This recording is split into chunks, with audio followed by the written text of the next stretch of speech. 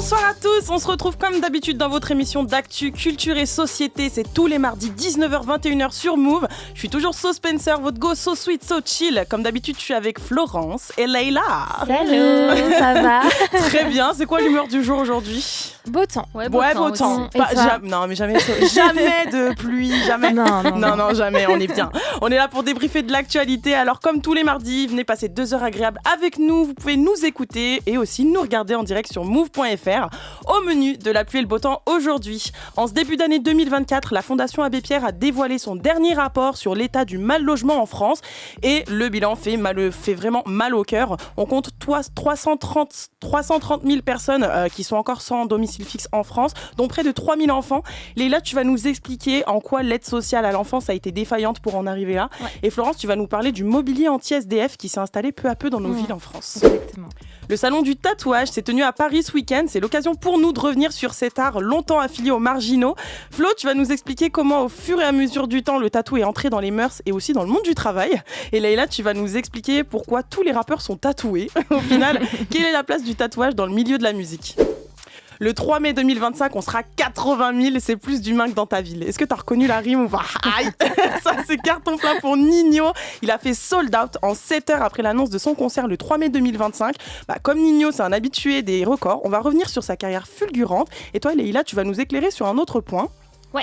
Moi, on va voir comment le rap s'est imposé du coup dans les grandes salles de concert, les festivals et du coup maintenant les stades, parce que c'était pas gagné. C'était pas gagné, exactement. Flo, on me dit dans l'oreillette qu'aujourd'hui l'ultra court est devenu le format qui cartonne le plus sur les réseaux. Ouais, mais en contrepartie, notre capacité de concentration longue durée est passée à 8 secondes et c'est moins que les poissons rouges. Rien que ça. Alors ça tombe bien, pour cette fin d'émission, on va revenir sur le compte qui a pété les records de followers en seulement quelques jours. Je vous parle du compte Abrège Frères, vous savez, le TikToker qui résume en quelques secondes les longues story time d'autres créateurs de contenu. Et là, tu vas justement nous expliquer en quoi Abrège Frères a bousillé le business juteux des longues story time qui cartonnaient jusque-là sur le net. Bon, voilà, tout ça et bien plus encore, c'est dans la pluie et le beau temps. C'est parti. Tous les mardis, jusqu'à 21h, Move. La pluie et le beau temps. Alors, le nouveau rapport annuel de la Fondation Abbé Pierre est sorti mercredi dernier, c'était le 1er février, et franchement, les chiffres ne sont pas du tout rassurants. Pour l'année 2023, la Fondation estime à 330 000 le nombre de SDF en France, donc c'est 30 000 de plus que l'année dernière, enfin en 2022.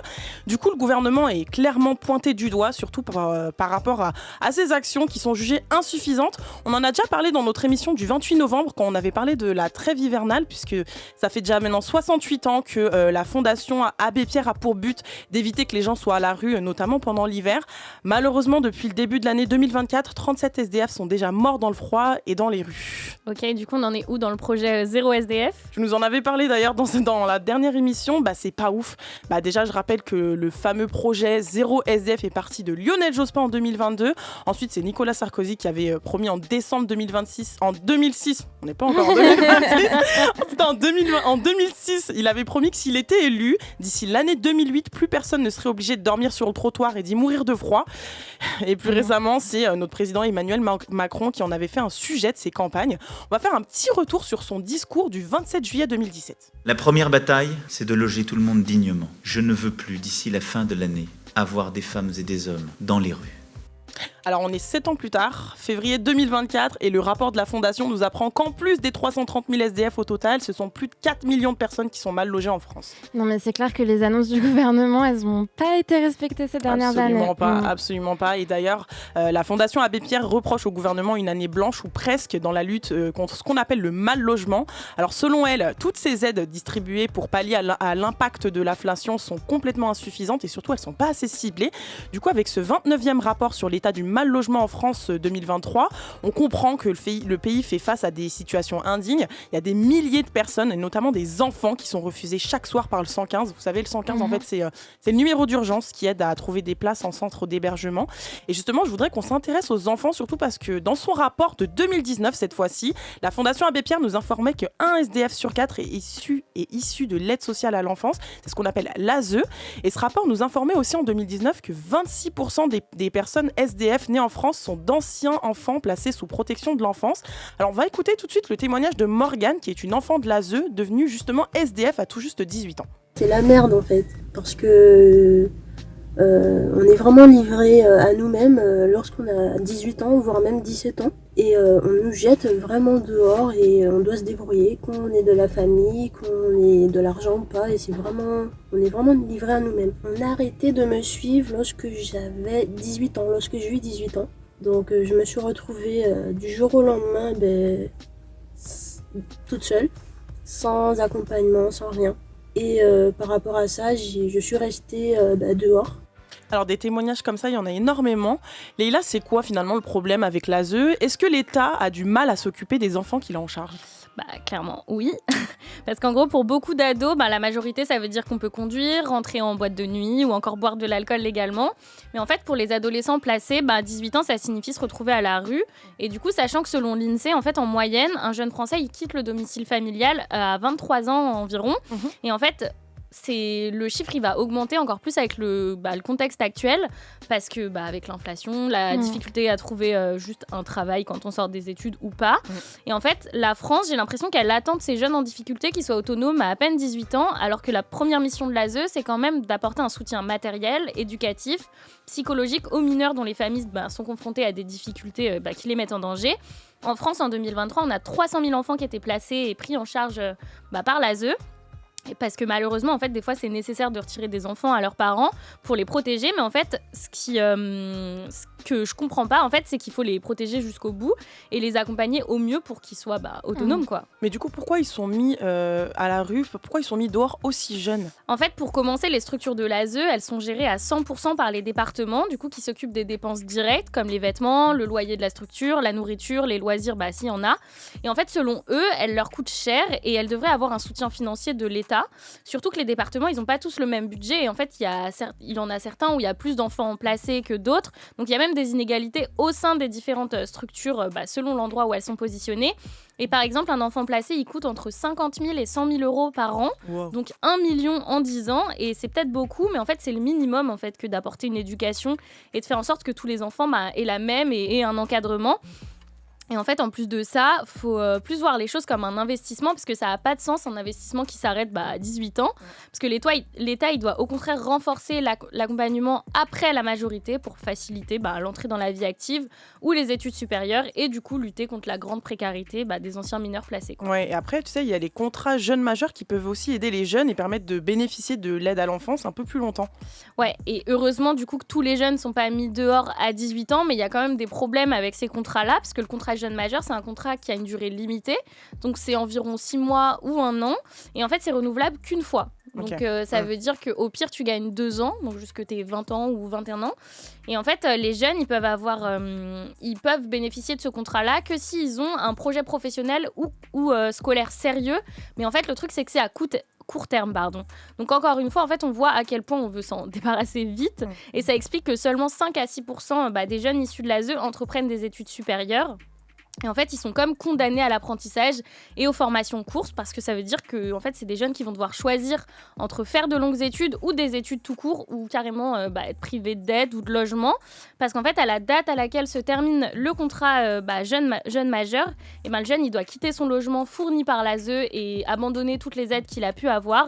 Et peu importe s'il a fini sa formation, s'il a un travail ou même s'il a un logement, quoi. Mais tu vois, justement, il y a des associations qui demandent à ce que ce contrat jeune majeur soit étendu. Ils demandent à ce que les jeunes soient protégés au moins jusqu'à 25 ans. Ouais, et en fait, ça les encouragerait déjà de une à faire des études supérieures. Parce qu'en fait, les jeunes qui ont grandi, c'est des jeunes qui ont grandi avec l'idée qu'il fallait choisir et qu'il fallait se dépêcher de travailler pour pas être à la rue. Et en fait, les soutenir dans leur recherche pro en complément d'un contrat jeune majeur, c'est vraiment primordial. Et en fait, il faut que l'État il arrête de voir ça comme une perte d'argent. Parce que je trouve qu'il faut un accompagnement beaucoup plus intense et ça coûte beaucoup plus cher, par exemple, de sortir ou de quelqu'un de la rue et de le réinsérer dans la vie active ou tout simplement dans la société. Et en fait, si le contrat il protège les jeunes jusqu'à ses 18 ans, ça permettrait aussi de leur montrer qu'on leur donne tout simplement une chance. Parce que je rappelle encore une fois qu'un SDF sur 4 est issu du coup de l'aide sociale à l'enfance. Aussi que à l'ASE, les jeunes, ils ont quand même 5 fois moins de chances d'avoir un bac général. Et en fait, que 70% des jeunes qui quittent l'ASE, ils n'ont aucun diplôme. Donc en fait, le problème, c'est que le sujet, il est mis en lumière depuis des années, mais que l'État, il n'a pas l'air d'être à la hauteur de l'enjeu.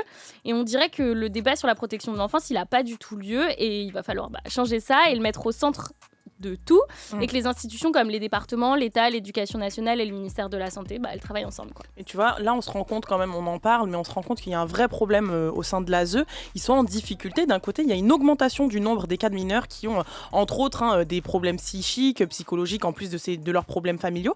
Mais en plus de ça, il y a aussi une augmentation du nombre des MNA, c'est les mineurs non accompagnés étrangers.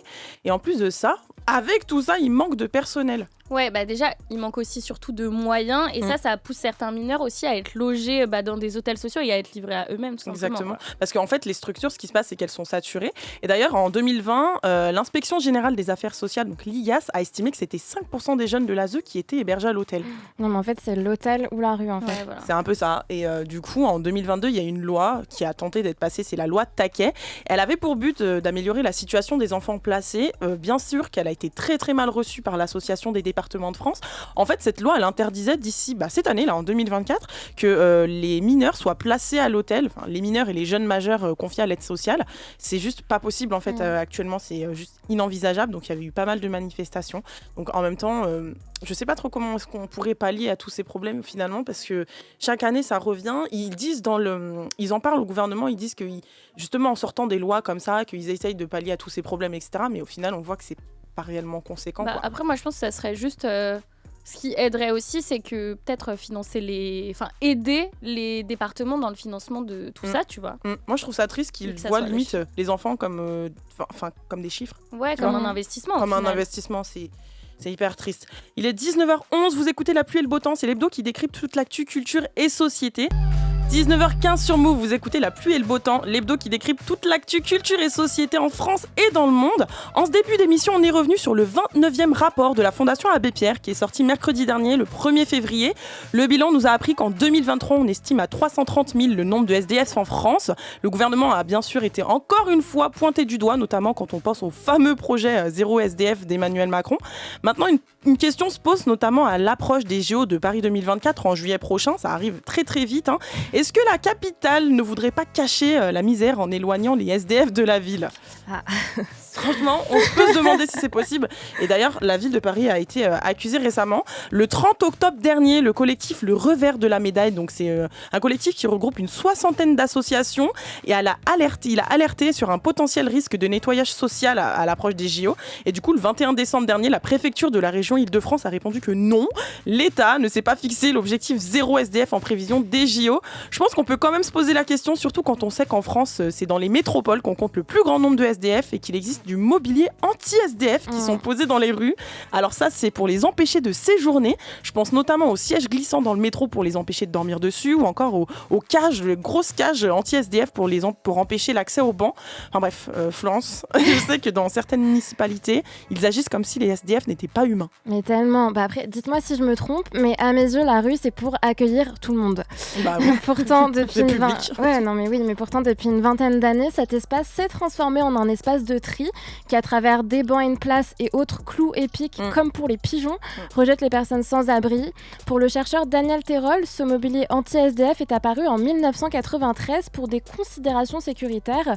Par la suite, il y a eu un enjeu d'attractivité aussi. Les mendiants, c'est pas classe pour les touristes, mais ça ne fait que déplacer et camoufler le problème qui existe, le mal logement.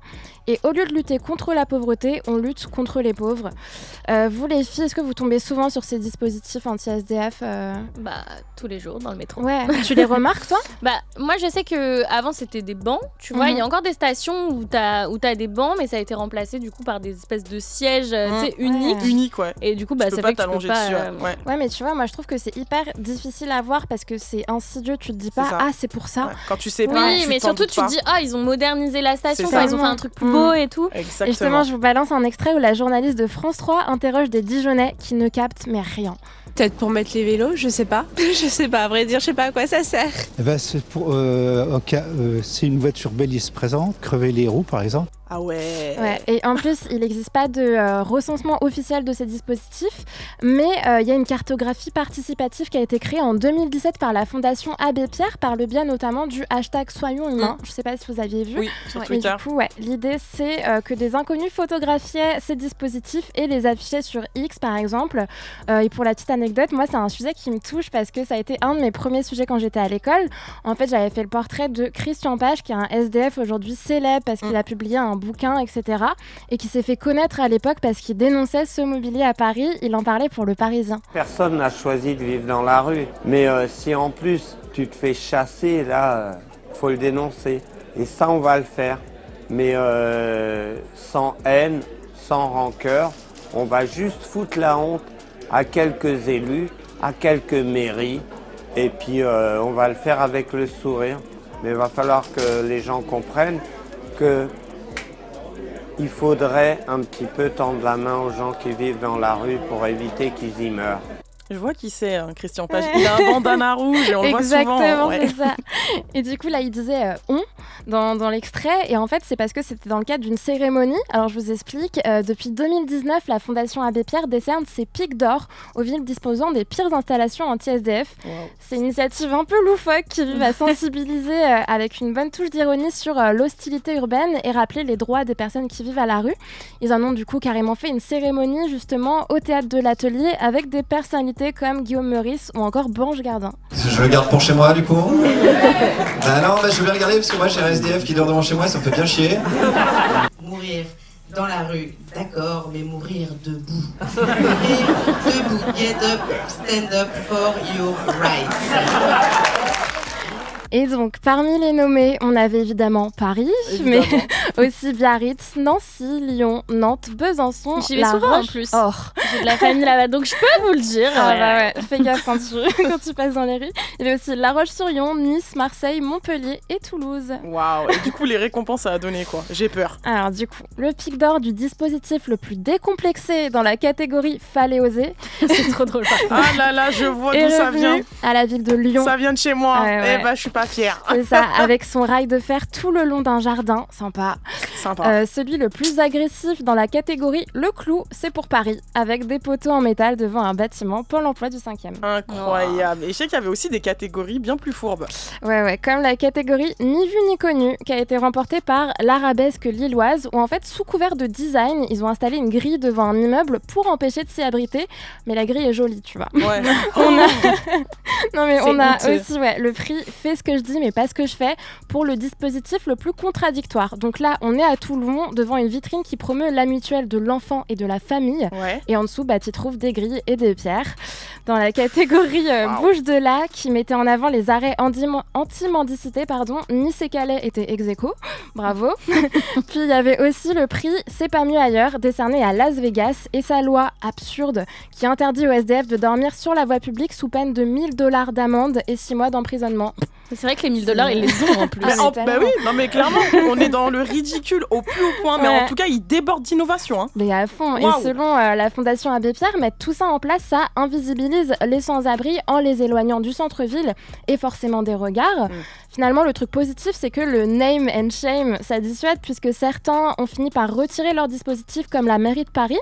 Et à côté de ça, on a aussi des collectifs qui luttent pour réaménager le mobilier urbain anti-SDF sans casser ni dégrader, mais pour rendre la ville accessible à tout le monde à nouveau. Témoignage de Laurent Toussaint, cofondateur de Design for Everyone, au micro de Brut. L'idée, c'est que il y a quelques semaines, on a été prendre les mesures d'un banc à la gare de l'Ouest qui nous posait question de par son design. Donc on a construit une structure qui va en fait s'adapter. Et donc on va glisser cette structure, mais pour lui redonner donc cette assise plane. Moi, je trouve ça génial comme initiative. Et en tout cas, même si on tombe de moins en moins sur ce genre d'aberration, ça reste vachement banalisé. Résultat, c'est important d'en reparler à quelques mois des JO, on sait jamais. D'autant plus que, comme l'explique Chantal Dickmin dans son livre Lire la ville, quand l'espace public est aménagé pour écarter les indésirables, il écarte les populations tout court. Bien sûr, ça donne pas du tout envie de vivre dans une ville où la municipalité est clairement inhumaine, égoïste. Ça rend la ville tellement laide, en fait. Grave, c'est beau pour la plus belle belle ville de France, hein, Paris. Mais ouais, en tout cas, name and shame, c'est bien. C'est le fait, en gros, pour ceux qui parlent pas anglais, et exactement, de dénoncer et de vous afficher, clairement. Hein. Par contre, heureusement, quand même, il existe des dispositifs qui sont totalement à l'inverse de ce mobilier anti-SDF. Par exemple, à Toulouse, je trouve en France, à Toulouse, c'est bien. Il y a l'association Arch Crowd, donc, qui avait créé des abris modulables pour SDF avec des matériaux de récupération. C'est sympa, ça peut être des palettes, des cartons d'emballage, des bâches ou même des chambres à air usagées. Et bref, comme on dit, rien ne se perd, tout se transforme. Même pour aider les plus nécessiteux, on peut en faire des logements. Et si jamais vous voulez aller jeter un œil à leur page Facebook, c'est l'association Arch Crowd, je répète, qui a été créé par Timothée, Dorian, Emeric et Yacine, qu'on écoute tout de suite. Alors le projet, il est né il y a un peu plus d'un an. On faisait avec une association qui s'appelle La Manufacturée des dômes géodésiques pour loger des migrants. Donc c'est des structures que je trouve assez complexes à mettre en œuvre. Et je cherchais une façon d'accélérer le processus, de simplifier ces structures-là. Et la réponse, en fait, je l'ai trouvée au Maroc en passant aux abords d'un champ. J'ai vu une tente canadienne.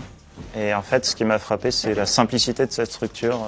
Donc c'est deux plans avec des triangles pour fermer de chaque côté. Et je me suis dit qu'on pourrait trouver un entre-deux entre la tente canadienne et le dôme géodésique qui soit assez simple. Et donc j'ai commencé à dessiner des arches sur le logiciel 3D et ensuite on l'a fait en vrai. Et donc on a fait le premier prototype qu'on a fait tester par une dame sans domicile. Et d'ailleurs, là, il parle de tentes canadiennes. Oui, moi, j'ai vu qu'à Vancouver, ils préparaient des sortes d'abris pour SDF, cette fois pas anti, mais pour... Exactement, et c'était il y a 10 ans. Ouais, et c'était l'association Rain City, en fait, qui s'occupe des sans-abri. Et ils avaient fait appel à une agence de pub, c'était assez ingénieux, pour créer des bancs, abris, où une partie du dossier se transformait en toit, en fait, pour se protéger de la pluie. Et en dessus, en fait, sur ces bancs-là, c'était marqué « Abritez-vous ». Ou alors, à la tombée de la nuit, on voyait « Ceci est une chambre ». Ça, c'est humain, quoi. Ouais. Ouais. Allô la France. On verra.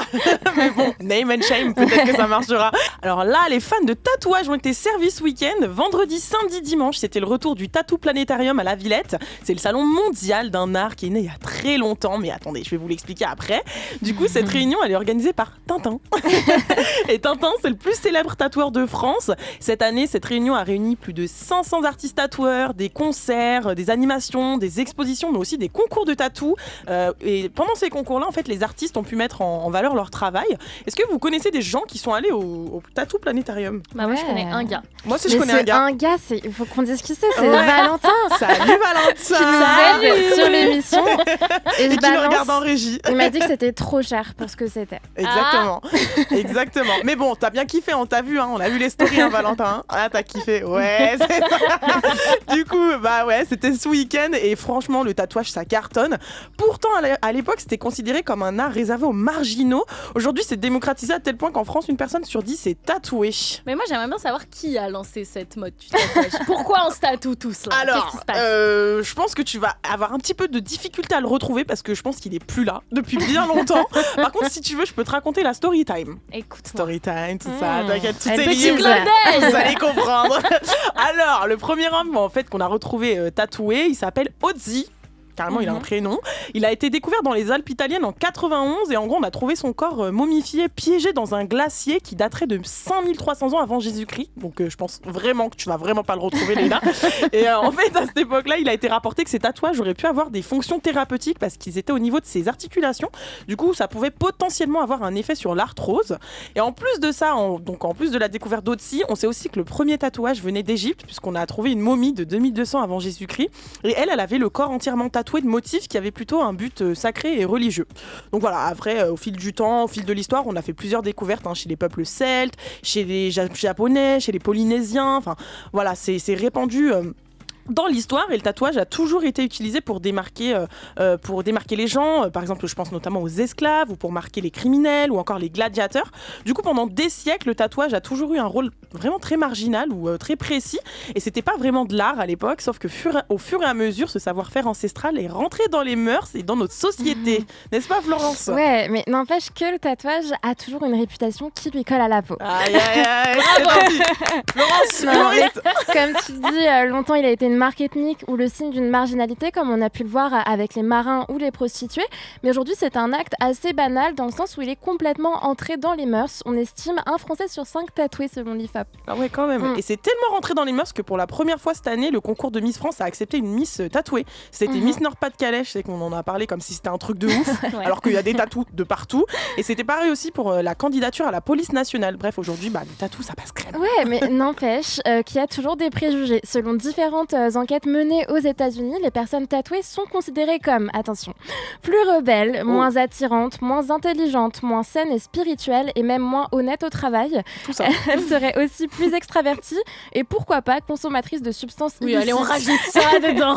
Et inclines à la prise de risque. Bref, elles font l'objet d'a priori hyper négatifs qui alimentent des idées préconçues au sujet de leur crédibilité et compétences.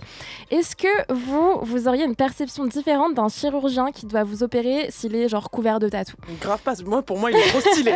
Ah ouais? Bah moi en vrai je m'en fous, tu vois, genre vraiment ça me dérange pas. Mais je sais pas si vous vous souvenez du mec qui était donc un stit et en gros à cause de plaintes de parents d'élèves il avait quitté son taf parce que en gros il était tatoué. Mais ça fait peur un peu. Il était tatoué de la tête aux pieds, tu vois. Bah moi ça pareil, je m'en fous, juste je trouve ça trop laid. Ouais. Donc en gros je me vois pas me plaindre de quelqu'un à qui j'aime pas la coupe de cheveux. Bah là, je me dis c'est pareil, tu vois. Non mais tellement. Ça peut effectivement faire peur. Après pour un chirurgien. Ouais mais c'est dommage de pas apprendre aux enfants de pas se fier aux apparences, tu vois. Il y a un truc de très gentil ce bonhomme tu quoi. peux être surtout très compétent en fait. Oui, exactement. Et surtout tu peux, j'allais dire tu peux être moche et on peut bien. Non ça c'est horrible. Toi ça te. Non mais dans le sens où il y a des choses pas à ton goût qui peuvent faire partie de ta vie. Mais c'est à cause des préjugés auxquels tu l'associes. Tu l'associes à de la violence et tout. Alors que, et en plus, je pense que c'est le contraste entre le délire de très dur du tatouage et s'occuper d'enfants. Ouais, carrément. Exactement. Ou te soigner. Mais en tout cas, oui, le tatouage est quand même de mieux en mieux accepté dans le monde du travail, mais c'est à condition qu'il ne se voit pas ou qu'on puisse le cacher. En tout cas, c'est ce que révèle une recherche récente du mois dernier qui a été menée auprès d'une vingtaine de candidats tatoués et de recruteurs dans des emplois de bureau ou de service. Du coup, cette étude de l'EM Normandie démontre que les discriminations restent fortes, notamment dans des secteurs conventionnels comme la banque ou l'audit. Et dès lors qu'il y a interaction sociale, parce que ce serait pas sérieux et moins recommandable à un client. Après, ça reste à nuancer, puisque parfois, il y a interaction sociale et ça dérange pas. Moi, je pense à certains bars branchés, où en fait, ça fait limite partie de l'ADN de l'endroit, tu vois, qui est de ouf. Mais tu sais que, comme d'habitude aussi, il y a les intelligences artificielles qui stigmatisent les personnes tatouées. Encore une fois. Elles sont toujours là-dedans. Elles stigmatisent tout le monde. Encore les IA. On parlait des biais IA la semaine dernière et le média The Conversation s'est amusé à reproduire un entretien d'embauche, donc avec un candidat dit classique, entre guillemets, puis en mentionnant que le candidat était tatoué. Déjà, les images sont trop marrantes. Je vous invite à aller le voir parce qu'en gros, le premier entretien, c'est 2 hommes blancs en costume dans un bureau vue Tour Eiffel avec en guise de déco le drapeau français. D'accord. Et dans la deuxième simulation, donc le candidat tatoué n'a même pas de t-shirt. Mais qui fait ça? Mais à quelle heure? En tout cas, selon ChatGPT, au-delà du fait que les candidats et recruteurs sont des hommes blancs, le candidat qu'on retiendra sera sans surprise le non tatoué. Et ça montre que c'est vraiment le reflet de la société. Franchement, c'est hyper dommage parce qu'en vrai, le tatouage, ça fait même partie de l'identité des gens qui le portent, tu vois. Bah ouais, dedans, si un candidat part du principe qu'il doit le cacher, c'est une auto-censure qui va entraver son expression de soi, ce qui va contribuer au fait qu'il se sentira moins authentique au travail et rien de pire que de devoir jouer un rôle. Évidemment, ça a des conséquences sur la satisfaction et l'engagement au boulot qui rendraient ces personnes moins productives. Et en même temps, c'est quelque chose que j'imagine, étant moi-même tatouée, du coup, ça m'embêterait d'être dans une boîte où ce soit un sujet délicat, tu vas aborder. En tout cas, les auteurs de l'étude expliquent que l'ambition, c'est d'inciter les employeurs à repenser à leur politique d'inclusion vis-à-vis des collaborateurs et des clients, et aussi engager une réflexion sur la pression sociale liée aux normes d'apparence. C'est vrai qu'on combat pas mal de discrimination, mais pas celle-ci. Et pourtant, elle est légitime. Faut savoir que côté recruteur, toute discrimination liée au physique est interdite par la loi. D'ailleurs, le tatouage d'un salarié est fortement protégé dans le droit du travail, tout comme demander à un salarié de ne pas le faire, c'est porter atteinte à sa vie privée et son droit de disposer de son corps, à part si le tatouage est lui-même constitutif d'une infraction pénale, genre une croix gammée, mais voilà, on ne le fait pas quoi. Par ailleurs, l'entreprise peut interdire ou imposer une tenue comme on peut le voir avec les hôtesses de l'air, mais en tout cas, quoi qu'il en soit, si c'est quelque chose qui compte pour vous, n'hésitez pas à en discuter dès l'entretien, et si vous tombez sur un recruteur comme l'homme d'affaires Jacques Maillot, peut-être passez votre chemin, écoutons-le sur RMC. Mais attends, j'ai embauché quand même des milliers de personnes. Alors honnêtement, si quelqu'un avait été tatoué comme ça, comme le gars en plein visage, honnêtement, je pense tu l'aurais pas embauché, même en contact clientèle. Au moment où tellement ça marchait, tellement j'avais de clients, j'embauchais les gens dans l'ascenseur à toute vitesse. Ça aurait pu arriver, mais même là, quand même, avec un visage pareil, je le dis franchement, je pense que je l'aurais pas embauché. Ouais. J'aurais dit, il y a tellement de candidats, je vais voir les suivants. Malgré ses compétences. Oui, absolument. Même s'il a eu les compétences nécessaires. C'est un peu ma réaction. C'est contact clientèle aussi. Contact clientèle, exactement. Je suis sûre qu'il n'est pas parti au mondial du tatou. Je peux dire qu'il n'était pas à la Villette ce week-end. Et moi, ce qui me choque, c'est malgré ses compétences. Est-ce que ça vous choque ou pas? Bien sûr que ça me choque. Tu vois quelqu'un qui dise mais non, il a raison. Je comprends totalement. Il n'y a pas à être vieux jeu comme ça, excuse-moi. Mais c'est pas une histoire d'être vieux jeu, c'est juste de discriminer les gens parce que t'aimes pas ce à quoi ils ressemblent. Ça veut dire que s'il aime pas les cheveux courts, bah si t'as les cheveux courts, peu importe si tu sois. Et surtout, c'est sa vision de ce qui est légitime ou pas. C'est ça. C'est ça, mais tu sais que heureusement, il y a des entreprises qui ne fonctionnent pas comme ça. Bon, là, on va quand même partir aux États-Unis. Il y a une tendance aux États-Unis qui est née au début des années 2000, ça s'appelait le skinvertising. Ok. C'est un mélange de skin, la peau, et advertising, la pub. Donc le tatouage de marque, en gros. Et écoutez-moi bien, les entreprises proposaient à leurs salariés de se tatouer le logo de leur boîte en échange d'une augmentation de salaire. Oh non, ça c'est... Même ça me fait flipper. Non mais tu sais, t'as tellement envie de thunes que t'es là, bon, un logo sur la joue. En vrai, ça reste juste à vie. Et du coup, je vais même plus loin. Ils ont joué le jeu ou pas? Mais bien sûr, c'est les Américains. En mai 2013, l'entreprise immobilière New York, c'est une entreprise américaine new-yorkaise qui s'appelle Rapid Realty, a proposé à ses 800 employés, donc il y en a quand même 800, d'augmenter le salaire de 15% contre un tatouage du logo de l'entreprise. Et bah figurez-vous que 38 personnes ont accepté. C'est pas une, deux, c'est 38. Ils se sont dit l'inflation. Ouais, non, les temps sont durs. Écoutez. Les temps sont très très durs. 19h46 sur Move, en direct de votre hebdo qui décrypte toute l'actu culture et société sans tabou. On est revenu sur le succès du salon du tatouage qui s'est déroulé ce week-end à Paris. Et après le débrief de l'arrivée du tatouage dans notre société, Flo, toi tu nous as expliqué comment cet art considéré pendant longtemps comme marginal a finalement fait sa place dans le monde du travail. Mais caché. Et on a même vu que certaines entreprises pouvaient augmenter des salaires pour se faire tatouer un logo sur le visage. Pas en France bien évidemment. Alors le tatou c'est une addiction, c'est une forme d'expression pour certains. On écoute Romain qui est fan de tatouage à tel point d'avoir 60% de son corps totalement recouvert. J'ai commencé à l'âge de 18 ans, donc à l'âge légal du tatouage. La moitié de mes tatouages représentent des significations beaucoup sur ma famille. Le tatouage, c'est un art comme un autre, c'est comme les gens qui ont des tableaux chez eux. Sauf que moi, tout ce que j'ai sur moi, je vais l'emporter avec moi. On l'a vu avec le salon du tatouage ce week-end, les fans sont heureux de se retrouver puisque finalement, le tatou, ça permet de montrer une certaine appartenance à un groupe, mais ça permet aussi de revendiquer des opinions parfois ou même d'exprimer un art. Je trouve que c'est profondément lié quand même avec le monde de la musique et du rap particulièrement. Ouais. Là, comme ça, personnellement, j'ai aucun rappeur en tête qui n'est pas tatoué. Mais surtout aux États-Unis. Surtout aux États-Unis. Alors ils sont dans l'abus total. Du coup, Leïla, pourquoi et comment le tatouage est devenu au fil des années l'accessoire préféré des rappeurs? Bah ouais, parce qu'en fait, c'est sur le tatouage, il est bien ancré dans le monde du clairement. Et en France, par exemple, il y a Seth Gecko, Booba ou encore Zola. Et aux États-Unis, en fait, la liste, elle est tellement longue avec Lil Wayne, Wiz Khalifa, 50 Cent, Young Thug. Et en fait, limite, faudrait citer les rappeurs qui sont pas du tout tatoués. Tellement c'est rare. Et en fait, c'est un art qui a eu du mal à être bien vu, un peu comme le rap au final. Parce qu'en fait, jusque dans les années 80, le tatouage, il était vraiment associé au rock, au punk et aux marginaux. Mais aussi, du coup, au gang et plus récemment au rap. Et oui, et les rappeurs, ils se sont inspirés des membres de gangs et ça renforce un peu leur street cred, la street crédibilité d'avoir des gros tatouages. Ouais, en fait, on le sait, le rap, il est né aux États-Unis, du coup, dans les quartiers populaires, des quartiers avec une grande criminalité et dans lesquels certains gangs se sont organisés, donc dans les années 70, comme les Bloods ou les Crips. Et en fait, les membres de ces gangs, ils sont fiers de leur affiliation et ils revendiquent à travers leurs tatouages. Et en fait, le rap, c'est le style de la contestation, de la revendication et de l'ego. Et les artistes, en fait, ils dénoncent les inégalités en prônant leur statut de gangster. Donc, c'est naturellement que se sont appropriés l'art du tatouage. Et il y a même des tatouages connus comme le Thug Life sur le ventre de Tupac. Bien sûr, iconique. Et voilà. Et en fait, à travers eux, ils affichent un peu aux yeux du public et des autres rappeurs qui sont légitimes à faire cette musique de gangster, entre guillemets. Et il y en a même qui se tatouent les symboles de leur gang.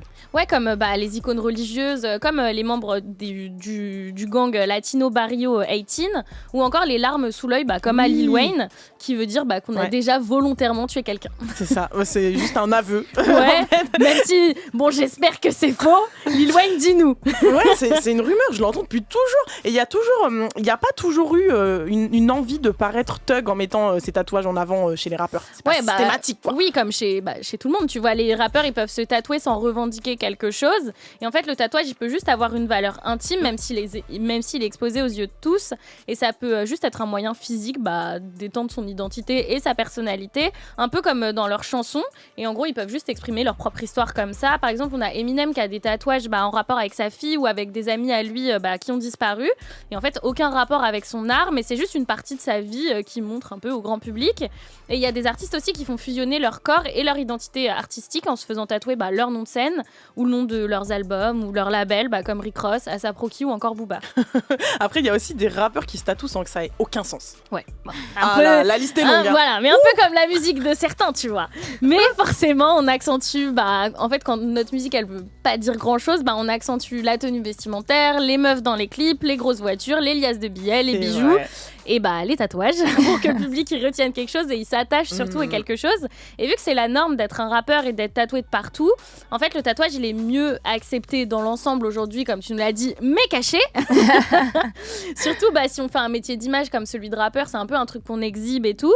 Et en fait le truc pour se démarquer maintenant, c'est d'oser se tatouer le visage. Oh là là. Ah ouais. Parce que c'est encore assez. Vient de le faire. Oui, mais c'est encore assez marginal de le faire et c'est pour ça que ça a toujours une connotation négative. Et c'est un truc que la nouvelle génération, elle commence à faire un peu, je sais pas si vous voyez sur des jeunes rappeurs qui ont un peu des têtes de bébé, je trouve, qu'ils se virilisent avec des tatouages sur le visage. Et faut savoir qu'on tatouait le visage des prisonniers japonais avant, de force, quand ils étaient... pour un peu qu'ils aient honte en sortant, vu que ça part jamais et tout. Et donc en fait, il y a peut-être des gens qui s'inspirent encore de ça. Et en fait, il y a une nouvelle génération de rappeurs qui s'est approprié les codes du rock et du punk, comme 6ix9ine ou encore Trippie Redd, avec leurs cheveux colorés, les tatouages partout sur le visage. Et c'est cette démarcation et cet aspect un peu anti-conventionnel, dans un style de musique qui a longtemps été anti-conventionnel, qui séduit tous ces jeunes rappeurs. Ouais, tu l'as dit, Flo, c'est en novembre que Drake a surgi avec un nouveau tatouage. Tout le monde se moquait en disant qu'il avait marqué Miskin. Non, il a écrit Miskin au-dessus de son sourcil. Ouais. Et déjà de base, il avait mis les initiales de sa daronne sous son œil droit. Et personne n'a compris pourquoi Miskin. Et en fait, il a pas expliqué. Tu vois, il arrive à mettre. Il a vraiment marqué Miskin. Il a vraiment marqué Miskin. Moi, j'avais pas compris. Je pensais que c'était une blague que tout le monde faisait sur les réseaux. Peut-être qu'il est plein d'humour et que justement, il est en mode. Franchement, je pense. Il est très dans l'autodérision. Des côtés qu'on connaît pas de cette personne. Un jeu d'alcool, il a perdu. Franchement, c'est fort probable. Ou peut-être c'est un prank, tu vois, c'est un tatouage qui s'enlève. Je sais pas, mais en tout cas, il est assez discret. Il faut bien zoomer pour voir que c'est marqué Miskin, tu vois, parce que la calligraphie. Bien zoomé pour voir. J'ai tellement été regarder, vous blaguez. Drake, c'est mon daron. En tout cas, j'ai pas compris. Et c'est vrai qu'il y a aussi Cardi B qui s'était fait tatouer le nom de son fils sur la mâchoire. Il y a encore Gucci Mane qui a littéralement une glace sur la joue.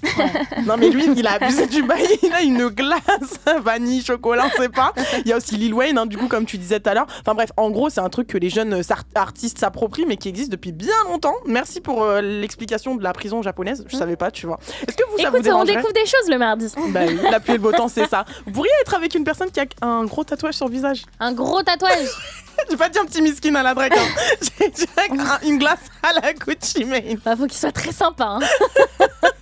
Pourquoi pas, s'il est super beau, tout ça. Non, un petit tatouage mimi sur le visage, un peu discret et tout, fin. Ouais. Laïla sur le front. Ouais, non, par contre, ça, non. Je suis désolée, nos chemins, ils vont se séparer ici. Tu vas rester avec ton Laïla sur le front jusqu'à la mort. Non, mais jamais. Ah non. Et c'est très risqué. Pas non. Non, je suis pas chaude du tout. Mais tu sais que carrément, je trouve ça ouf de se tatouer le blaze de son mec, de sa meuf. Il y a des gens, ils le font où carrément ils se tatouent le visage de leur meuf. Il y en a plein en ce moment qui font ça. Mais c'est comme il y a des gens qui le font et après ils rayent quand c'est fini. Non, moi le visage, je trouve ça serait chaud. T'imagines le tatoueur, il te fait moche. De ouf. T'es obligé tout le temps de dire. Non mais j'ai pas cette tête là en vrai. Je t'explique. Ça c'est mon visage. La photo qu'il a donnée, elle est pas ouf. Non, je te jure, à la base c'était pas ça. Bonsoir à tous, il est 20h pile. Bonsoir à ceux qui nous rejoignent, ceux qui nous écoutent depuis le début. Vous êtes des real OG, je le dis toutes les semaines. Pour cette deuxième partie d'émission, on revient sur un sujet musique avec Ninho qui nous a encore prouvé son statut de batteur de record. Alors je sais même pas si ça se dit batteur de record, mais en vrai, recordman. Mais qui peut tester William Nzobazola et qui est Ninho? Alors vous le savez très probablement, mais la semaine dernière, il est revenu avec une annonce ouf sous ce post Instagram. Et puis le 3 mai 2025, on sera 80 000. C'est plus d'humains que dans ta ville, hein. C'est plus d'humains que dans ta ville. Dehors c'est l'asile, mais j'ai pas mal au bide. J'arrive en faire allemand avec sa boue. Journée classique de bar sur le bay. Y'a beaucoup de bâtards que j'ai rencontrés qui voulaient juste rentrer dans mon bise. Le 3 mai 2025, on sera 80 000, ouais. C'est la date de son concert au Stade de France qui a fait sold out en moins de 7 heures. Incroyable, vraiment. Et il est venu, il a posé son annonce, il a dit billetterie ouverte demain. Le lendemain, 7 heures plus tard, plus de place. Bam, bam, bam. Et du coup, ce concert marquera la fin de la tournée Refe Airlines Tower qui commence cette année dans 2 jours très exactement à Orléans. Et puis après, il fera le tour de la France. Il sera aussi au festival We Love Green en mai prochain et au Francophonie de La Rochelle en juillet 2024. Est-ce que vous avez prévu d'assister à un de ces concerts? Moi, ouais. Normalement, je le vois cet été aux Ardentes et à We Love Green. Oh, trop bien, trop et bien. Moi, normalement, je vais au Francophonie parce que j'ai une copine à La Rochelle, donc marrant. Et toi? Excellent. Moi, j'aimerais bien aller au Stade de France. Mais c'est trop tard, ma belle. Non, tu connais, non. En tout cas, s'il y en a parmi vous qui sont passés à côté de l'excellente carrière de Ninho, on va reprendre. Revendez vos places. J'ai cru qu'elle allait faire une non, annonce. mais c'est sûr. Alors ça, c'est sûr. Il va y avoir un business extrêmement juteux, c'est sûr. Mais c'est sûr et certain, mais comme ça, chaque c'est année. Trop dommage. Ouais, après non. Si, parce qu'il y a des gens qui se mettent dessus et qui en prennent plein. Bah ouais. Ah, d'accord, dans ce sens-là. Mais après, ça peut être cool pour les personnes qui n'ont pas eu le temps, parce que cette heure, c'était très rapide. Mais ils n'ont pas eu le temps à cause des gens qui en ont pris 15. Et ils vont racheter ça très cher, comme les sneakers. Très juteux le business. Alors en tout cas, pour ceux qui sont passés à côté de la grande carrière de Annie, de William Nzobazola, on va reprendre quelques bases. Déjà, il a 27 ans et depuis son enfance, il est attiré par le rap à tel point qu'il a commencé à rapper et écrire à l'âge de 12 ans. Très précoce, vraiment très fort depuis l'enfance. Et en 2013, Ninho, il commence à créer ses propres mixtapes qui rassemblent ses meilleurs morceaux de rap jusqu'en 2016. Il va en sortir 3. Et en 2016, il va sortir la mixtape Mills, maintenant ils le savent, qui va le faire connaître. Et dedans, il y a le magnifique son Dis-moi que tu m'aimes. Dis-moi que tu m'aimes, dis-moi que tu m'aimes. Ouais, dis-moi que tu m'aimes, dis-moi que tu m'aimes. Je suis un voyou de la tête qui a besoin d'amour. Dis-moi que tu m'aimes. Dis-moi que tu m'aimes, dis-moi que tu m'aimes. Alors c'est une mixtape qui a de l'impact dans le monde du rap français puisque le disque devient rapidement disque de platine. On peut dire à ce moment-là que c'est le début d'une carrière fulgurante pour Ninho. Et malgré ça, il reste humble, il se fait même très discret en interview. Et Léa Salamé l'a reçu chez France Inter il y a 7 mois à l'occasion de la sortie de son dernier album. Donc aujourd'hui, si je dis que vous êtes le rappeur numéro 1 en France, c'est vrai ou c'est Jul? Big up à lui, c'est la famille comme jamais, tu vois. Mais voilà, on n'est pas dans une concurrence de première place ou quoi. On essaie de donner surtout de la bonne musique au peuple qui nous ressemble. Et je pense que c'est ça le plus important. Alors depuis 2019, il a enchaîné avec 3 albums. Il y a eu Destin en 2019, l'album Refe en 2021, l'album Annie en 2023. Ce qui est sûr, c'est que Ninho, c'est l'une des figures emblématiques de la nouvelle génération du rap français et qu'il est le rappeur de tous les records. Et c'est toi, Flo, qui va nous parler de ces records. Bah ouais, Annie inarrêtable. Voilà Flo, humoriste. Depuis ses débuts, il cumule les records, comme tu le dis, les plus fous, à tel point que l'année dernière, il n'y a pas eu un mois sans un record. Et tout ça, en moins de 10 ans de carrière, le type a 27 ans, il est déjà platiné. C'est d'ailleurs le rappeur qui a eu le plus de distinctions, dont 4 disques de diamant. Pour ceux qui ne savent pas, ça équivaut à plus de 500 000 ventes. Il les a eu avec Comme Prévu, sorti en 2017, c'est son premier album. Et mon titre préféré, c'est Elle m'a eu. Elle aime le bruit des motos quand ça cabre. Les chaînes de guerre qui se cambrent. Je suis avec elle de septembre à septembre. Et c'est peut-être elle qui viendra m'éteindre. Elle m'a eu, elle m'a eu, elle m'a eu. Elle m'a eu, elle m'a eu, elle m'a eu. Son joli prénom c'est la rue. Son deuxième album, Destin, est quasi double diamant. On peut t'enlever la vie pour sauver nos réputations. Évitons toutes les tentations. On a pris les chutes dans l'avion. On tire, laisse les planter. J'arrive en tête du peloton. Je suis là que pour la plata. Le lundi et le mardi. Et d'ailleurs, La vie qu'on mène, qu'on vient d'écouter, c'est le morceau le plus écouté du rap francophone. On peut dire que c'est son plus gros hit, sachant qu'il détient vraiment la science du hit. Ah oui. Sinon, il a eu le diamant sur sa mixtape Mills 3, sortie en 2020. Oh mi amor, sé que nous deux, fuck le reste. C'est toi la best, la classe à faire, ici c'est trop la guerre. À toi mon bébé, à toi ma future femme, y'aura des trucs à respecter si tu veux qu'on y aille. Jusqu'au bout, je sais que t'as kiffé. Je me noie dans ton sourire. Et sur Réfé, qui a été notamment porté par le titre éponyme. Sur les Champs-Élysées, là où la nuit coûte 3 plaques. Ça nique mon cardio. Ils sont remplis de ce vie, je les ai cramés, je suis en pétard. Oh là là. Oh là là. Vraiment, un album. Ninho, du coup, c'est l'artiste français avec le plus de singles certifiés de l'histoire de la musique en France, avec plus de 300 morceaux récompensés quand même. Ouais, énorme. En mars 2021, ça a été le premier artiste français à passer la barre symbolique des 100 singles d'or, mais il est allé plus loin, puisque maintenant, c'est le premier artiste de l'histoire à passer la barre des 100 singles de platine. C'est 30 millions d'équivalents stream, ça donne le vertige. Parmi eux, j'ai choisi Malcolm, je pense que c'est le morceau de sa discographie qui me touche le plus. 3 grammes, 3 clopes, je vais peut-être mourir comme Malcolm. Philippe Plein, René Lacoste me feront tomber dans la drogue. Je n'oublie pas mais je pardonne, méfiant. Et cette folie des grandeurs devrait continuer puisque son audience sur Spotify n'arrête pas d'augmenter. Et c'est rare en plus d'arriver à ces records dans un milieu où la concurrence est extrêmement forte. Bah ouais, en effet, par exemple, Nekfeu a réussi à avoir 3 disques de diamant avec autant d'albums sortis depuis le début de sa carrière solo, donc avec Feu, Cyborg et Les Étoiles Vagabondes. Je les compare toutes avec toi même si j'attends la bonne. Je visualise ton corps même sans te mater. Damn, faut que tu sortes de ma tête, ça fait 4 titres où je parle de toi dans l'album. Mais après, c'est pas dit que s'il se décide à revenir, bah en fait ça le fasse, tu vois. En fait, Ninho, je pense qu'il arrive à un point où on se demande ce qui lui reste à réaliser à 27 ans. Mais on peut toujours aller plus loin. Et moi, j'ai pioché 2-3 idées chez nos amis du service web. Déjà, il n'a pas encore le record du plus grand nombre d'albums et de morceaux. Même s'il est hyper productif, il tourne autour de 350 sons, ça va être compliqué de piquer la place de Jul. Et c'est à peu près 900 titres. L'autre s'est senti abandonné. Après Jul, c'est une machine à tube. Et pour Ninho, il y a aussi le plus gros démarrage en première semaine. Ouais, pour l'instant, c'est Orelsan avec Civilisation qui a réalisé plus de 138 000 ventes en première semaine. Je sens grisé par la manif et l'atmosphère qui règne. Les CRS, les barricades, les grandes rues parisiennes. Ça l'excite, il a l'impression d'être dans BFM. Je lui dis que je comprends pas pourquoi il regarde cette putain de chaîne. Alors qu'il me dit et pour le coup, ça aussi, ça va être difficile pour Ninho parce que c'est pas un artiste qui crée autant l'événement que des gars comme PNL. Lui, il compte plus sur la longévité que sur le démarrage. Mais par contre, il y a un record un peu plus accessible, c'est celui du titre rap resté le plus longtemps numéro 1. J'aurais bien aimé faire une devinette en direct aux gens. Ouais. C'est un titre qui vient de Bretagne et c'est La Tribu de Dana, c'est ça? Bah ouais, il a tenu 12 semaines. Et j'espère être digne de la tribu de Dana.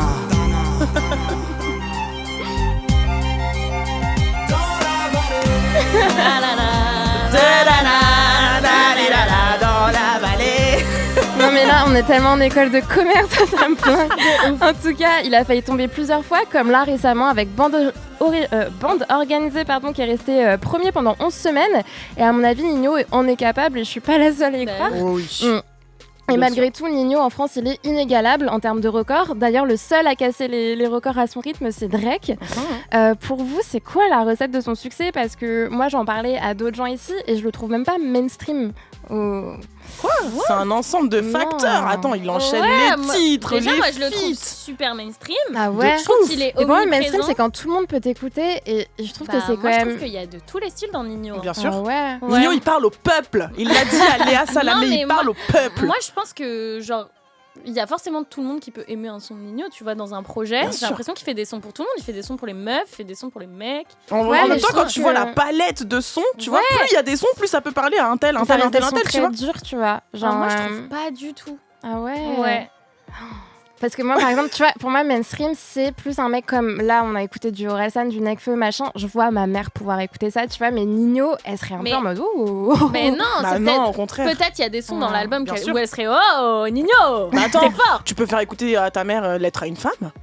Voilà. Très sentimental, ouais, mais même dedans, très romantique.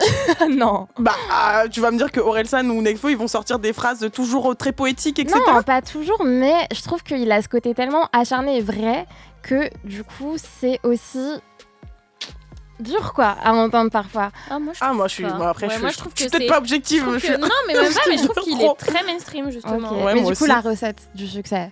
Pour moi c'est omniprésence. L'omniprésence, ouais. Les feats.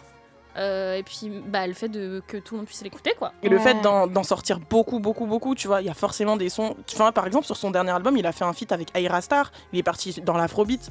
Genre à quel moment, tu vois. Aussi, je pense il a eu un bon sens du timing dans le sens où quand il est arrivé, c'était un bon moment pour le rap et tout. Oui. Et j'aime bien, il a pas de casserole. En même temps, il se fait discret. Donc moins on parle, mieux c'est. Et pour vous, est-ce qu'on peut dire que c'est le meilleur rappeur de sa génération ? Parce que moi, je me sens qu'il s'était auto-proclamé plus grand rappeur de tous les temps dans la boîte à questions. Mais j'ai l'impression que dans l'imaginaire collectif, c'est quand même Booba qui ressort tout le temps. Ils s'autoproclament tous meilleurs rappeurs, j'ai envie de te dire.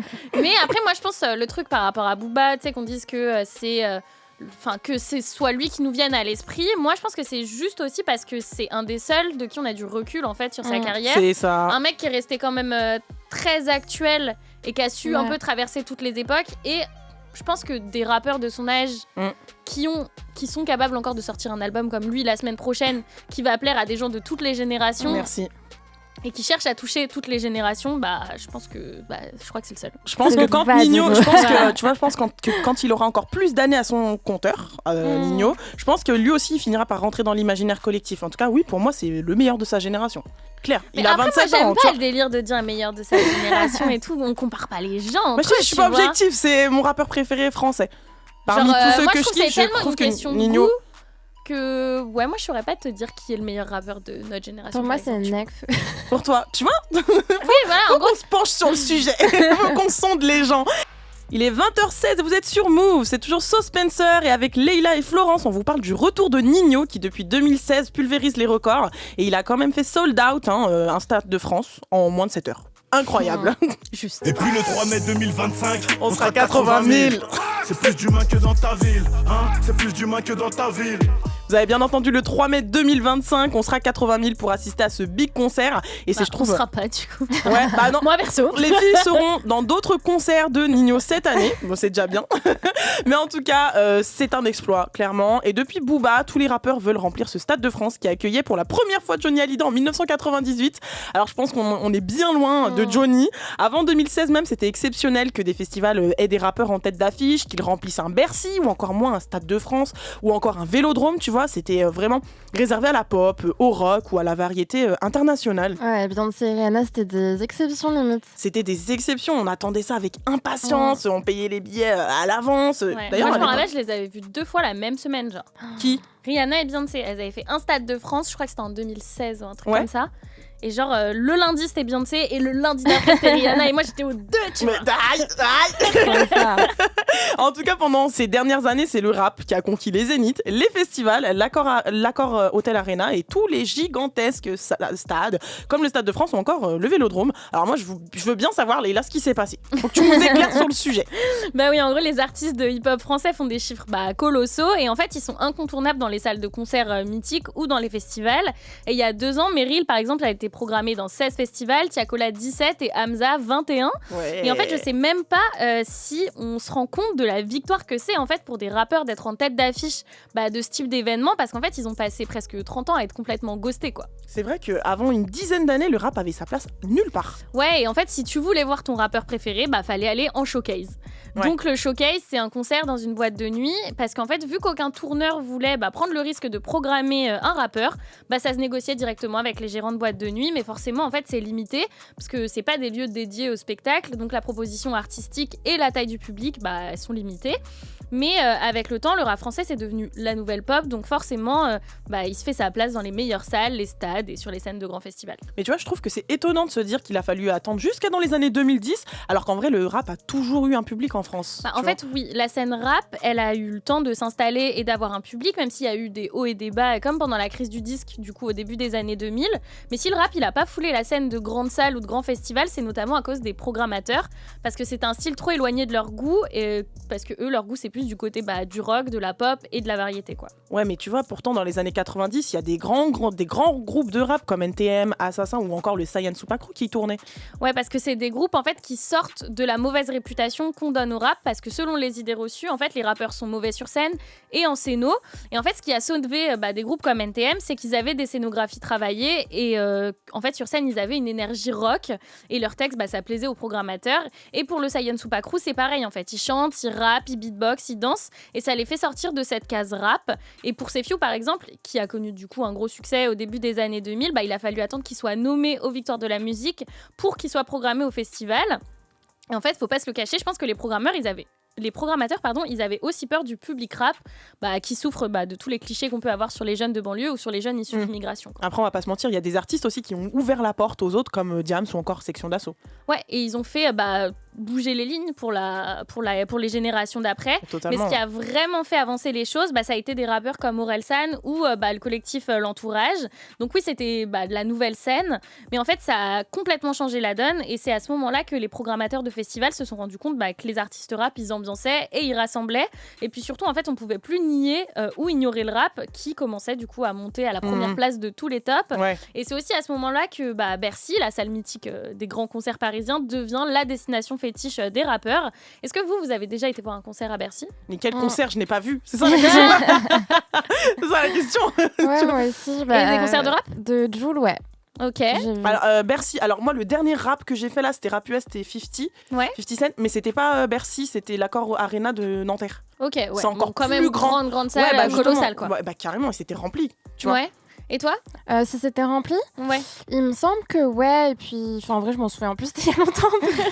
Mais je pense que c'était rempli. Mais bref, du coup, faut pas oublier qu'avant ça, en fait, il y avait que Booba, ça avait été le seul à avoir rempli l'Accor Arena, donc il l'avait fait en 2004. Et en fait, entre 2019 et 2022, le nombre de dates rap a été multiplié par 4 à Bercy, c'est énorme. Et c'est vraiment la consécration d'une tournée, en fait, de se produire dans cette salle mythique. Et faire Bercy, à un moment, c'était l'équivalent d'avoir fini le jeu, tu vois, en termes de scène. Mais de fou. Et en gros, ça c'était avant que les rappeurs se mettent à remplir des U Arena. Ouais. Donc c'est la plus grande salle d'Europe, c'est à Nanterre et il y a 40 000 places. Et des stades du coup qui peuvent accueillir le double. Et en fait aujourd'hui le prestige il est dans le fait de se produire devant un maximum de personnes dans des lieux de plus en plus grands pour attirer l'attention des programmateurs de festivals. Et aujourd'hui j'ai l'impression qu'il n'y a pas des milliers de rappeurs français qui remplissent des stades non plus. On est qu'au début. Donc il y a eu Booba, Jul, SCH, Soprano, Gims et maintenant Ninho. Mais en fait ce qu'on peut se demander c'est si les concerts en fait à une aussi grosse échelle ça va devenir la norme. Et vous en fait vous êtes plus team gros concert ou petite salle Moi je suis team concert. Pas petit, pas grand, pas moyen, je suis team concert. J'aime trop ça. En fait, j'aime cette proximité avec l'artiste, j'aime le fait de pouvoir. Mais t'as pas peur de perdre ça dans une grande salle ? Non, parce qu'il y a l'ambiance qui vient pallier au fait que l'artiste est peut-être loin, etc. Tu vois, justement, je crois que je préfère peut-être même les grandes salles parce qu'il y a vraiment la ferveur, limite comme dans un stade de foot en fait. Tu vois, on s'enjaille, tout le monde danse, tout le monde connaît les paroles. Tu vois, c'est ça que je kiffe vraiment. Je pense que c'est l'ambiance des grandes salles, ouais. Plutôt. Et toi ? Moi, petite salle, mais fois 1 million, tu vois. Et mon rêve, c'est de découvrir des gens et puis ensuite qu'ils aillent dans des grandes salles et que je puisse dire, moi, j'étais à cette toute petite salle. On a tous pleuré ensemble parce qu'on est super proches. Enfin, je sais pas, il y a un truc qui se passe dans les petites salles de vraiment proximité et de vrai public, dans le sens où il y a que des gens qui surkiffent la personne et du coup, c'est hyper connaissent sa musique. Là etc. où dans des grandes salles, t'as des gens qui vont un peu en mode j'aime bien ou enfin il y a moins des vrais quoi. Elle veut le centre vrai. Je vois ce que tu veux dire mais et même moi en grande salle j'ai vu plein de gens que j'aimais pas trop, tu vois, enfin pas que j'aimais pas trop, non, après mais je pense que des fois t'as juste envie d'aller voir un spectacle, tu vois, dans une grande salle. salle. Petite salle je trouve qu'il faut chercher la personne, faut avoir envie quoi. Ouais voilà, je trouve que petite salle ça montre un peu tu montres que t'encourages l'artiste et que t'es là dès le début et même tu t'engages un peu, tu vois. Ouais. Tout le monde est très... Moi, je sais que j'adore la maroquinerie. C'est une salle où je crois qu'il y a combien de personnes qui rentrent dans la maroquinerie. C'est tout petit, tu vois. Et, mais d'un autre côté, j'aime trop aussi les festivals. Dernièrement, j'ai fait plein de concerts genre à Bercy. Et en fait, je commence vraiment à être dérangée par la qualité sonore, en fait, des grands espaces. Le son, j'avoue. Là, je me dis que dans les petites salles, t'as moins ça, et c'est ça que je kiffe. Justement, moi, mon dernier concert, c'était à la maroquinerie, et c'était Johanna, et vraiment tout le monde en larmes proches. Enfin, on était à deux doigts de faire tous des câlins. Enfin, c'était trop bien. Mon dernier concert, c'était petit concert, entre guillemets, c'est une salle à Lyon qui s'appelle le Transborder. Ouais. Et j'avais vu Burna Boy, et c'était en 2019. Et c'était à l'époque, avant qu'il devienne... c'était juste après l'album African Giant. Bon, désolé, on sort du rap. Mais effectivement, c'était vraiment à proximité. Et après, je l'ai revu quelques années plus tard à Bercy. Ouais. Et là, tu te dis, ah ouais, ok. Ouais, le gars, il a vraiment percé. C'est vraiment devenu quelqu'un, tu vois. Et j'avoue que c'était agréable. Et je me suis dit, ah mais en vrai, je l'ai vu de grave près, moi. Et sinon, j'ai fait la scène musicale avec Usher plus récemment. Et là, c'est encore plus petit. J'ai kiffé. Ça, je trouve, c'est de la petite échelle dans la grande échelle. Mais c'est grand la scène musicale pour moi. Par rapport à un Bercy, mais je pense que c'est par rapport à la taille de l'artiste aussi, tu vois. Moi, j'ai vu un Jossman, j'étais... c'est loin. Mais après, je pense que... T'as une go de la maroquinerie, toi. Non, mais je pense que tellement ça va être la mode de faire des stades et tout, à un moment, les artistes, ils vont tous revenir à des mini-salles où les gens ils vont se bousculer pour aller les voir. Je pense aussi, Et après avoir fait le tour, ils vont se dire, ça y est, maintenant, je fais un Olympia. J'ai plus le temps pour... J'ai plus le temps pour ça. Pour ce dernier sujet d'émission, on s'est dit que ça pouvait être cool de revenir sur le phénomène TikTok, Instagram, les réseaux sociaux du moment. C'est le compte qui a pété en seulement quelques jours, et si vous en avez pas entendu parler, en vrai, c'est que vous n'êtes pas connectés. Désolé, mais franchement, si vous en avez pas entendu parler, c'est Abrèche Frères et c'est le nouveau compte à suivre, et son concept est hyper méga giga simple. En quelques secondes, il récapitule les longues story time ou les vidéos des gens qui racontent leur vie sur internet, et le tout en sirotant son café. À l'heure où je vous parle, il comptabilise 726K à peu près sur Insta et 1 million sur TikTok. Il n'était pas connu il y a encore 10 jours. Voilà. Il y a des gens, ils sont sur les réseaux depuis des années et ils sont même pas à 1000 abonnés. Et du coup, si vous avez toujours pas compris le concept, voici 3 extraits. Dans cette vidéo, je vais vous donner le secret pour ne plus prendre les choses à cœur. Il dit que ce qui compte le plus, c'est ton propre avis. Protégez vos enfants. Il y a une peluche. Cette peluche traumatise les enfants, donc il ne faut pas l'acheter. J'ai commandé un chapeau. Elle a acheté un chapeau en fausse fourrure, elle trouve que ça fait champignon sur sa tête. On est mort. En vrai, je suis pas pour un. Je sais pas, moi ça me tue de rire, mais en vrai tu rigoles quand même. Ouais, mais moi j'aime bien les histoires complètes. Les détails. Toi t'aimes bien les histoires longues. T'aimes bien les story time. C'est ça qui est drôle dans une story time. Moi je trouve que c'est ça qui est cool à regarder quand tu regardes une story time. Il gâche tout là. Mais pour le coup, oui. Moi je sais que ça me fait trop rire. Mais tu sais que ça me flingue. Moi c'est vraiment, tu sais, la façon dont il en a strictement rien à foutre. En plus il est en mode café. Ouais, elle a dit ça. Voilà. Moi, en fait, c'est l'intonation qui me fait tellement... Il y en a un qui m'a filmé, elle s'appelle Eulalis. Elle s'appelle Eulalis. En gros, moi, je trouve... ils ridiculisent un petit peu, en vrai, les gens qui font des longues story time pour rien. Et c'est assez ingénieux, quand même, comme concept. Pour les gens qui n'ont pas le temps, écoute. Et vous savez, ça vient pas de lui. C'est pas lui qui l'a créé, ce truc. Bien sûr, on l'a entendu cette semaine. Ouais, mais la copine... Mais déjà, je suivais une meuf, genre... Je sais plus d'où elle venait exactement, et elle faisait la même chose. Ouais, mais l'original, enfin en tout cas aux States, c'est Alex Yoon. C'est un Américain qui fait exactement la même chose. Lui, il est suivi par 1,4 million d'abonnés sur Insta. Donc forcément, c'est une formule qui marche. Il y en a d'autres dans le monde qui ont repris le concept. Il y en a plein qui ont dit « Ouais, il a copié, c'est un truc qui existe. » Alors oui, c'est vrai, mais il s'en est jamais caché en fait. Le seul truc, c'est que comme c'est en français, les internautes sont contents de comprendre. Ils en sont friands. Et pour lui, à la base, c'était juste une bonne blague. Le concept, il a déjà été fait par un Coréen, un Américain, un Turc. Je suis chinois-français. Ça fait plutôt une bonne blague. J'en ai beaucoup qui me disent oui, ça copie. Mais en fait, en réalité, je pense que le monde est fait d'inspiration, tout comme des marques qui reprennent d'autres styles de marques.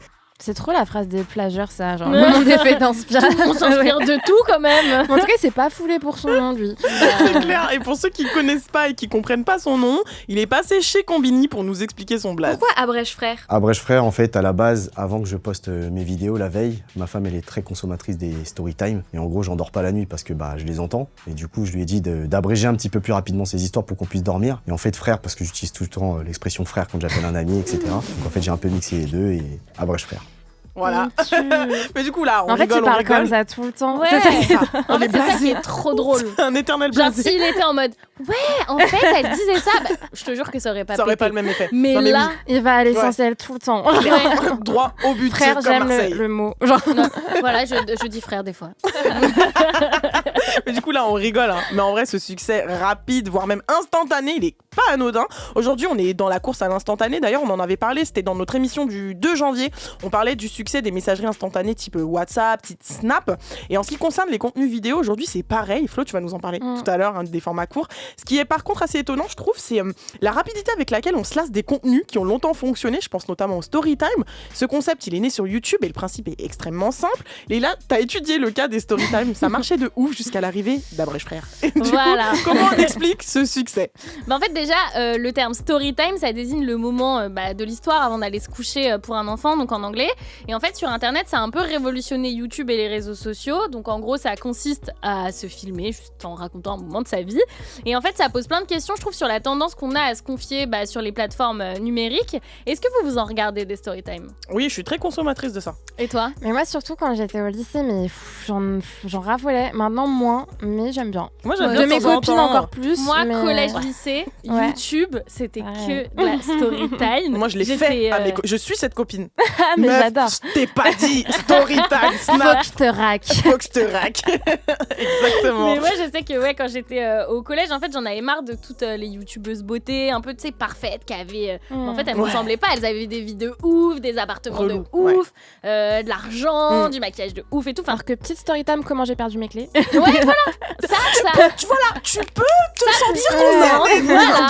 Et moi, j'ai commencé à regarder celle de Yanissa. Mais la meilleure, la Yanissa, elle racontait des trucs de collège, tu vois, en mode comment j'ai été virée, comment mes parents m'ont punie. Et moi, j'étais en mode ça. Ah ouais, moi aussi, on m'a pris mon téléphone et tout. En fait, c'est devenu la bonne copine. Voilà. Et après, en grandissant, je sais que j'ai regardé pendant longtemps les traits d'horreur de Squeezie. C'est la même chose que c'est pas des histoires qui lui sont arrivées à lui, mais il raconte des histoires paranormales. Et en fait, ce qui est cool, je trouve, avec les Storytime, c'est que t'as l'impression qu'il y a une proximité du coup entre le créateur de contenu et toi, et que limite tu passes un moment privilégié avec lui et qu'il te raconte l'histoire qu'à toi. Comme si ton pote te racontait une histoire, comme si So nous faisait un vocal de 15 minutes. Oh là là, les filles, je suis tellement cette fille-là.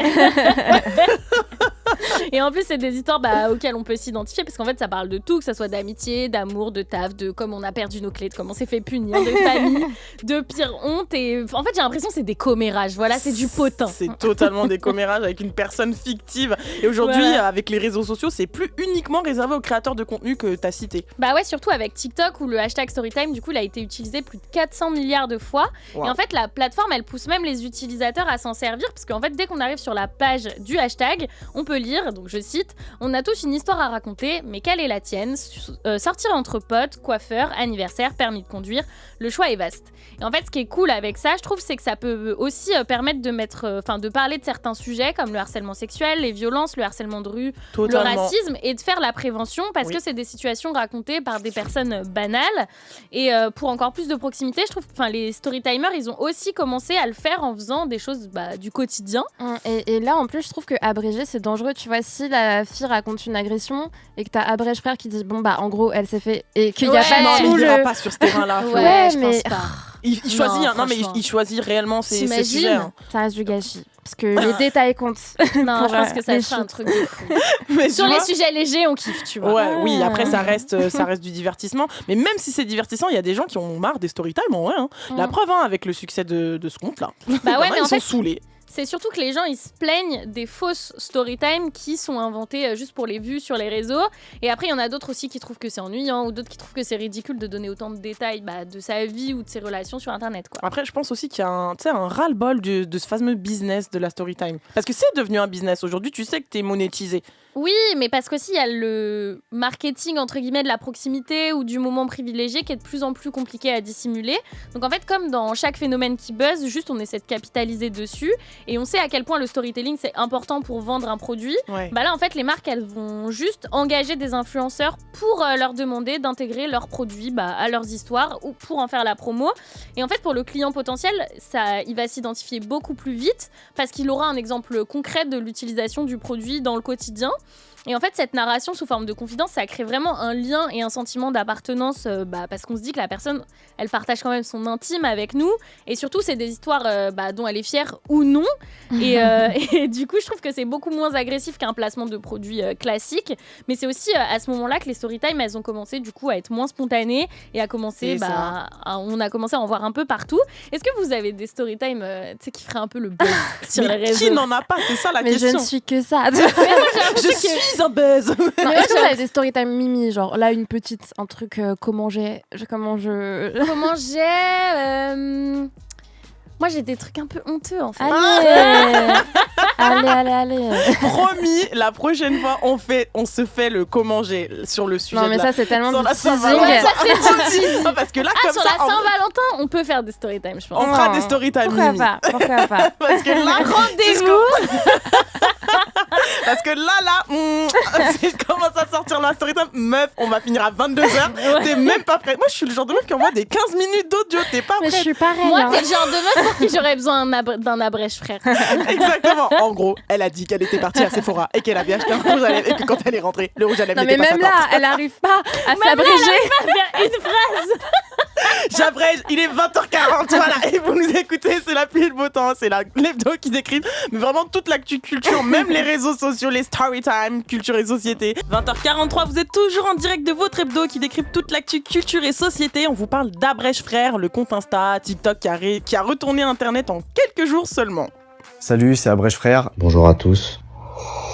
Tu me connais sûrement, j'abrège des histoires depuis 10 jours et j'en dors plus. Depuis 10 jours, c'est trop mignon. Bien sûr qu'il en dort plus la nuit. Attendez, moi je suis sûre que son téléphone il doit sonner dans tous les sens. J'espère pour lui qu'il a désactivé les notifs. Tout à l'heure, on a essayé de le trouver sur Insta. Ouais, tous les comptes il y en a tellement. Ouais, du coup, moi je suis allée sur un compte qu'il a reposté, qu'il avait mentionné pour le retrouver. C'est un truc de fou, vraiment. En tout cas, il est passé littéralement de l'ombre à la lumière avec un concept qui pourtant existait déjà. Il récapitule en quelques secondes les longues storytime des internautes qui racontent leur vie ou qui donnent des conseils inutiles de ce genre. Je customise mon sandwich pendant que je vous explique pourquoi, la plupart du temps, vous remettre avec votre ex, ça peut être une très très bonne idée. Il mange juste son sandwich sans rien dire, ce qui sous-entend qu'il n'y a aucune bonne raison. Voilà. Et le concept est tellement simple qu'aujourd'hui il a atteint le million d'abonnés sur TikTok et je pense que sur Insta vraiment ça ne saurait tarder parce qu'il est déjà à plus de 700K. Donc à mon avis là c'est qu'une question de jour. Alors son concept il marche mais par contre il a cassé le business juteux des storytime que Leïla nous a bien expliqué tout à l'heure parce qu'aujourd'hui c'est clairement la course à l'instantané sur les réseaux sociaux et comme le disait si bien notre boys band préféré Aliyah, notre groupe des années 90. Et c'est le temps qui, et c'est le temps qui, et c'est le temps qui court, qui nous renseigne. C'est le temps qui court, et c'est toi Flo. Ah, il court. On sait plus quoi faire. Flo, tu vas nous expliquer pourquoi aujourd'hui il faut privilégier les formats ultra courts et rapides pour percer sur les réseaux. Bah tu sais quoi, je vais essayer de faire une chronique courte pour que vous ne zappiez pas. Humoriste. Mais aujourd'hui, on ne prend plus le temps de rien. Presque tout est plus court, les chansons, les films, les livres. On est en train de basculer dans une culture du temps court et ce conte, Abrège Frères, il représente le climax de cette idée, faire du court sur du déjà court. L'ultra court. Ouais. Après, c'est une vieille idée. Par exemple, on fait des résumés de bouquins depuis longtemps, mais il faut se rendre compte que l'avènement du multimédia l'a accentué. Étant donné qu'on est sursollicité par nos appareils, on consomme tout différemment. Pendant un film, puisque c'est trop long, on met pause pour regarder des vidéos plus petites et scroller. On scrolle même aux toilettes, partout en réalité. Ce qui fait que ces contenus qu'on regarde sont eux aussi de plus en plus courts puisqu'ils doivent s'inscrire dans les petits interstices de nos vies. Ils jouent alors sur des émotions fortes comme la colère, le rire et on n'hésite pas à passer la vidéo si elle n'est pas assez percutante. Mais même si on la passe cette vidéo, ça reste du contenu qui se répète et qui s'enchaîne. Mais c'est un délire. Donc par exemple, un gars qui pisse devant des beaux paysages, swipe, une recette, swipe, un chat qui se transforme en dauphin, swipe, d'autres trucs tuto boucle, swipe, etc., jusqu'à ne plus en pouvoir, mais de préférence le plus tard possible, parce qu'en fait, ces vidéos courtes, elles sont pas là pour attirer ton attention, mais plutôt pour te distraire. À quel point ça marche avec vous ? Très friande des recettes. Ah ouais, je kiffe. Moi, je sais qu'à un moment, j'étais très TikTok et Reels sur Insta et tout, et je trouve que ça a grave eu une incidence sur... sur les films que je regardais, les séries que je regardais, les livres que je lisais. En fait, j'avais plus la patience de rien regarder de long. Et toi, quand tu regardes un film, justement, t'es du genre à être en même temps sur ton tel et regarder d'autres trucs et tout. J'étais du genre à me dire... Punaise, mais là c'est long, genre je veux connaître la fin, j'avais envie d'avancer, tu vois. Ouais. Et parce que je trouvais ça trop long. Et du coup, je me suis dit, c'est quoi, j'arrête TikTok. Ouais. Et depuis, tu regardes tes films tranquillement. Je regarde mes séries et tout, mais En c'est vrai, juste, bravo. j'ai dû me réhabituer au format plus long, tu vois. Même me poser 2 heures et lire, je regardais s'il y avait pas une notif ou je regardais des trucs, tu vois. J'avoue que j'ai tendance à checker mon téléphone, à part si la série ou le film est hyper prenant, il y a forcément un moment où je vais checker. Aujourd'hui, on peut plus y échapper. C'est-à-dire qu'avant, on allait sur Insta pour les photos, sur Facebook pour les anniversaires, sur Twitter, disons, pour la bagarre, et sur YouTube pour chill. Mais aujourd'hui, il y a tout qui change et qui se ressemble. Le succès de TikTok a conduit à une uniformisation des plateformes où on peut trouver ces vidéos courtes sous forme de Reels sur Instagram. On a Spotline sur Snapchat, YouTube s'est aussi mis aux shorts et pire encore, on a Spotify qui s'essaye aux clips et même ça c'est n'importe quoi. Et même Netflix propose des extraits courts comiques. Non mais franchement, je trouve ça nul que ça se ressemble de partout, je trouve ça nul, d'autant plus qu'en plus, ces nouveaux formats, ils présentent une nouvelle architecture. On est passé du social à la recommandation et en fait, cet ancrage du format court fait que maintenant, on voit moins les contenus des copains ou des gens qu'on suit, mais beaucoup plus ceux proposés par les algorithmes. D'ailleurs, on le remarque aussi sur ces vidéos où en fait les interactions possibles, elles sont sur le côté et finalement tout ça favorise une utilisation de plus en plus passive en fait des réseaux. Tellement, sachant qu'en plus à la base TikTok c'est une plateforme de divertissement, c'est même pas un réseau social.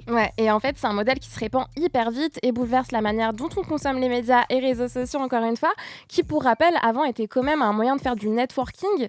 Aujourd'hui selon les études aux États-Unis, les adultes passent près d'1 heure à scroller tandis que ça monte à 2 heures chez les 4-18 ans. Un jeune sur 2 se dit il se dit qu'il ne sait pas comment il ferait, il envisagerait sa vie sans vidéo. Je trouve ça hyper flippant. Mais ce qu'il faut comprendre, c'est que c'est le même circuit qu'avec les drogues dures, en fait, où dès lors que l'utilisation est prolongée, elle ne stimule plus assez, il en faut plus. Après, ce qui est pointé du doigt avec ces formats courts, c'est vraiment le risque d'addiction. En vrai, ça se comprend. Clairement, et d'abrutissement aussi, parce que peut-être qu'on passe de plus en plus vite d'un sujet à l'autre, et ça pourrait constituer une forme d'intelligence, mais la vraie inquiétude, c'est qu'on constate une diminution de la courbe de l'attention, et c'est horrible parce que la culture s'y adapte et donc accentue le problème. Résultat, notre capacité de concentration longue durée est passée à 8 secondes, c'est moins que les poissons rouges. C'est ce que tu sais dans le sommaire, mais non, vous comprenez. Et est-ce que vous le remarquez dans votre vie que vous arrivez plus à vous concentrer très longtemps sur une tâche ou... Alors, est-ce qu'on peut parler de moi qui ai toujours eu des capacités de concentration très limitées? Je sais pas si t'es un exemple. Non, mais moi, vraiment, des fois, vous me parlez, je vous adore, mais des fois, vous me parlez, au bout de 3 secondes, je passe à autre chose. Dans sa tête, elle se dit, non, mais genre, j'ai le début de l'histoire, j'ai la fin, ça va. Des fois, je brode le milieu. Moi, je dois vraiment me forcer pour me concentrer. Après, quand je suis concentrée. Faut plus me parler. Justement, je peux pas mettre de la musique derrière. Je peux pas regarder un film ou quoi que ce soit. Faut que ce soit dans le silence. Mais par contre, je remarque que peut-être que c'est lié à ça, mais j'ai besoin de tout noter, sinon j'oublie. Moi aussi, je fais ça. Tu vois ? Alors, je sais pas si ça a un lien. Je pense fortement parce qu'on est quand même beaucoup devant et nos même, écrans. on a trop de trucs à penser, je pense. On est distrait dans tous les sens. Trop d'infos. Trop d'infos. De ouf. Mais en tout cas, tout ça pour dire que si Abrèche Frères devait résumer cette chronique, en gros, les formats courts sont censés être plus courts, logique, mais ils nous font perdre la notion du temps finalement. Et la clé, c'est sûrement d'accepter sa condition et de se rendre à l'évidence. On pourra jamais tout voir, alors concentrons-nous. Concentrez-vous. Alors après, par rapport à ce que tu as dit sur le risque de s'abrutir, c'est intéressant. Parce qu'aujourd'hui, c'est vrai qu'on a que des contenus rapides, il y en a plein, il n'y a que ça. Mais il y a quand même une méthode de marketing qui consiste à produire des contenus courts, faciles à consommer, mais qui restent quand même pertinents et détaillés. Et moi, je sais que je suis très friand de ça. Ça s'appelle le slow content. C'est ce qui fait maintenant, c'est ce qu'on fait beaucoup en fait sur Internet. Par exemple, sur Move, sur Instagram, avec les posts carousel, on a un récap de l'actu très rapide en switchant, ou par exemple... de notre émission, la pluie et le beau temps, on peut voir un sujet dont on a parlé. Et il y en a un qui cartonne avec ça, c'est Hugo Décrypte. Parce que lui, il poste chaque jour un résumé clair et rapide de l'actu. Alors, comme quoi, le format ultra court, ça peut aussi avoir ses bons côtés. Est-ce que vous, pour connaître l'actualité, vous êtes plutôt format court ou format long ? Moi, pour l'actu, je suis format court. Je sais que les podcasts, par exemple, d'Hugo Décrypte, il en sort un par soir et il résume ce qui s'est passé dans la journée. Je crois que c'est 10 minutes grand max.